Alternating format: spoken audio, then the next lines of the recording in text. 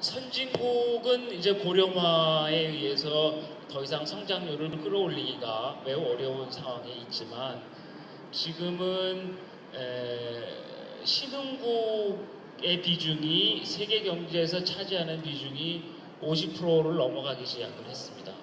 그러니까 세계에 70억 명이 살고 있는데 선진국은 10억 명이 채 안 되고 신흥국에 60억 명 이상이 살고 있습니다. 그리고 이 신흥국의 인구 구조는 아직 비교적 젊은 편입니다. 가장 젊은 나라는 인도인데 인도 같은 경우에 평균 연령이 20살이 안 됩니다. 그 정도로 젊은 나라고 이런 신흥국의 인구가 계속 늘고 있기 때문에 성장률은 다시 정상 성장률로 복귀한다. 저는 그렇게 보고 있고요. 경제 성장이라는 건 이렇게 생각을 하시면 돼요. 인구 구조가 굉장히 중요한 겁니다.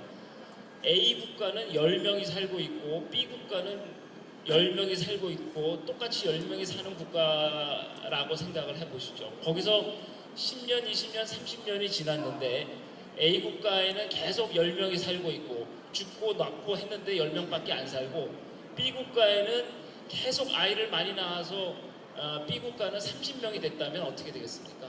어느 나라의 성장률이 많겠습니까? 당연히 B 국가의 성장률이 훨씬 많게 되는 거죠. 그러니까 장기적으로 보면 인구 구조가 굉장히 중요한 겁니다. 그러니까 일본이 이렇게 오랫동안 불황에 있는 가장 근본적인 이유는 일본은 이미 인구 숫자가 줄고 있고 대부분 노인들이 많기 때문에 이렇게 돼 있는 거죠. 우리나라도 그것을 따라가지만 그렇지만 세계 전체적으로 보면 아직도 젊고 지금 우리가 70억 명이 살고 있는데 100년 전에 이 세계 인구가 몇 명이었을 것 같습니까? 100년 전에 세계 인구가 20억 명 내지 30억 명 정도 됐었습니다.